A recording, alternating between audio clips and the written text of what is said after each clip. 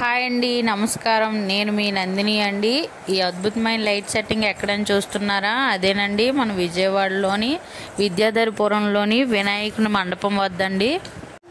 అలాగే ఆ వినాయకుడి జన్మ వృత్తాంతాన్ని శాండ్ ఆర్ట్ రూపంలో చాలా బాగా చిత్రీకరించారండి. ఈ శాండ్ ఆర్ట్ అనేది ఎవరు చేశారో కానీ చాలా అద్భుతంగా చేశారండి. వాళ్ళని మెచ్చుకోవాల్సిందే. అలాగే గణేషుని ఆవిర్భావంలోని ప్రతి ఘట్టాన్ని చాలా స్పష్టంగా శాండ్ ఆర్ట్ రూపంలో చిత్రీకరించారు. చూస్తున్నారా ఎంత బాగా చేశారో. శాండ్ ఆర్టే కాదండి, ఈ గణేషుని మండపం వద్ద మనం ఇంకొక అద్భుతాన్ని కూడా చూడొచ్చండి. అదేంటంటే వినాయకుడి మండపం అనేది కేరళలోని తిరువనంతపురంలోని అనంత పద్మనాభ స్వామి వారి ఆలయం రూపంలో ఈ మండపం సెట్ అనేది వేశారు. చాలా బాగుందండి చూడటానికి. ఈ మండపం ద్వారం వద్ద వెంకటేశ్వర స్వామి వారిని పెట్టారండి. అలా చూస్తూ కొంచెం ముందుకెళ్తే అక్కడ మన బజరంగ బలైన ఆంజనేయ స్వామి వారిని కూడా పెట్టారు. అలాగే అనంత పద్మనాభ స్వామి వారి ఆలయంలోని రహస్య గదులైన 6 గదులను కూడా ఈ సెట్లో పెట్టారండి. చూడొచ్చు మనం.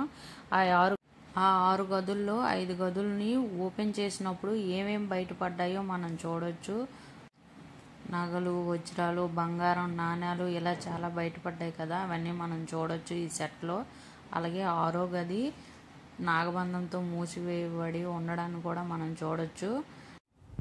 అలాగే తన మేనమామైన అనంత పద్మనాభ స్వామి వారి వద్ద కూర్చొని ఉన్న మన గణేశుడిని చూడొచ్చండి.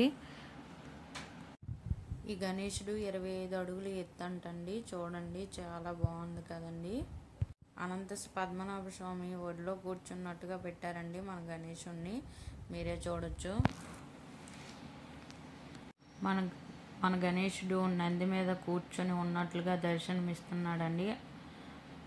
అలాగే ఆదిశేషు చేతిలో త్రిశూలంతో దర్శనమిస్తున్నాడండి. పంచముఖ అమ్మవారు కూడా ఉందండి. చూడండి ఒకసారి. ఆ వినాయకుడిని దర్శించుకొని మండపం నుంచి బయటకు వస్తే మనం పూర్తి అనంత పద్మనాభ స్వామి వారి టెంపుల్ సెట్ని చూడొచ్చండి. అలాగే మండపం ముందు శివయ్యని ముగ్గు రూపంలో కలర్స్తో వేసి లక్ష దీపారాధన చేస్తున్నారండి. మీకు ఈ వీడియో నచ్చినట్లయితే లైక్ చేసుకోండి, షేర్ అండ్ కామెంట్ కూడా చేసుకోండి. నా ఛానల్ని సబ్స్క్రైబ్ చేసుకోండి. మీరు ఈ వీడియో చూసినందుకు థ్యాంక్స్ అండి. మళ్ళీ కలుద్దాం. బాయ్ అండి.